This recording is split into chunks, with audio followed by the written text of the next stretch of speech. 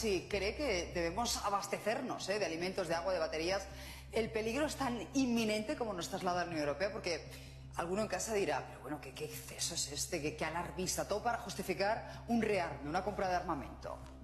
Muy buenos días. A mí me parece muy saludable que la gente pueda tener en casa pues un botiquín, unas latas de comer de reserva, pero es lo que poníamos en el corte anterior. Da la impresión de que los frikis, los negacionistas, los conspiranoicos, al final acaban teniendo razón en todas las cosas, de lo negro que se está poniendo el presente y el futuro distópico que nos pintan por delante. Lleva ya pasando años. Los que hablaban de que la crisis del 2008 había sido una estafa de la banca, al final acababan teniendo razón. Los que hablaban en el COVID de que por detrás había un negocio de las grandes farmacéuticas y un montón de medidas sanitarias como el confinamiento de los niños que nos metieron sin ningún sentido, al final los conspiranoicos tenían razón.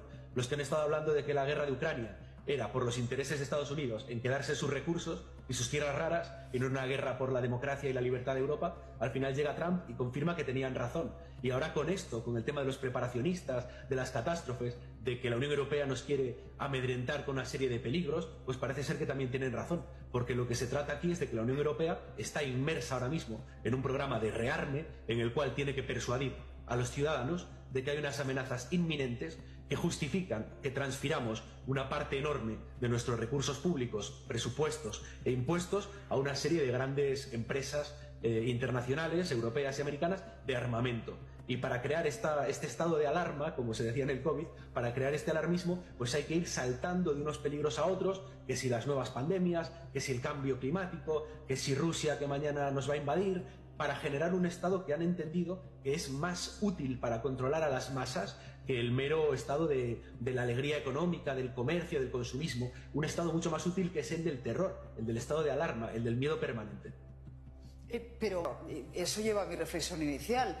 ¿Tenemos realmente que estar preocupados por ciberataques, por una posible guerra, por una invasión tal vez de Putin? ¿O todo esto, digamos, forma parte de esa creación de ese estado de alarma para que justifiquemos todas las, opiniones públicas, ese rearme europeo?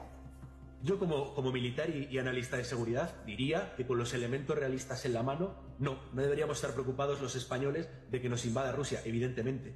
No puede ser que nos estén contando que Rusia no tiene capacidad ni de ocupar Ucrania ni de vencerla en 3 años y que, sin embargo, va a poder atacar a otros países europeos.